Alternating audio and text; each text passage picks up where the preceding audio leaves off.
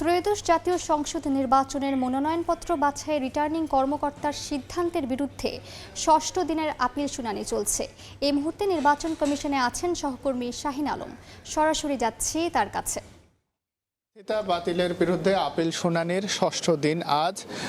কিছুক্ষণের মধ্যে এই আপিল শুনানি শুরু হবে। গতকালকে 100টি আপিলের শুনানি হয়েছে, যার মধ্যে 73টি আবেদন নির্বাচন কমিশন বৈধ ঘোষণা করেন, যার মধ্যে আমরা দেখেছি যে অন্তত 17টি আসন বাতিল বলে গণ্য হয়েছে এবং 10টি আবেদন স্থগিত রাখা হয়েছে।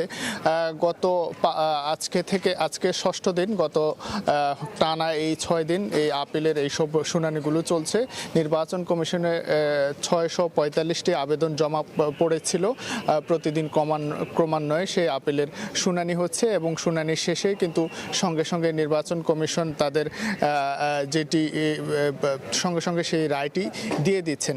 আমরা দেখেছি যে গতকালকে যে আবেদনগুলো ছিল বা গত কয়েকদিন থেকে বেশিরভাগ আবেদনই কিন্তু এখানে বৈধ ঘোষণা হচ্ছে এবং যেই সমস্যাটি বেশি দেখছি যে স্বতন্ত্র প্রার্থীদের ক্ষেত্রে 1% স্বাক্ষরের যে নিয়ম রয়েছে, সেই নিয়মের বেড়াজালেই কিন্তু অনেক প্রার্থীদের মনোনয়ন রিটার্নিং কর্মকর্তাদের কাছে আটকে যায় এবং তার পরবর্তীতে এই নির্বাচন কমিশন পর্যন্ত প্রার্থীদেরকে আসতে হয়েছে এবং তারা তাদের যথাযথ ব্যাখ্যা দিয়ে সেই মনোনয়ন কিন্তু পুনরায় বৈধ ঘোষণা হচ্ছে।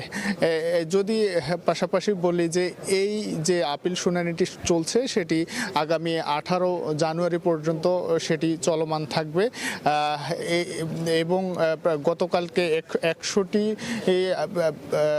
আবেদনের পর্যালোচনা বা শুনানি হয়েছে এবং তার আগে দেখেছিলাম আমরা 70টি করে আবেদনের শুনানি হচ্ছিল এবং যারা স্বতন্ত্র প্রার্থীরা বিশেষ করে যখন শুনানি শেষে এসে বেরিয়ে গণমাধ্যমের সঙ্গে কথা বলছেন, তারা একটি কথাই বারবার বলছেন যে নির্বাচনী মনোনয়নে 1% প্রার্থীদের ভোটারদের যে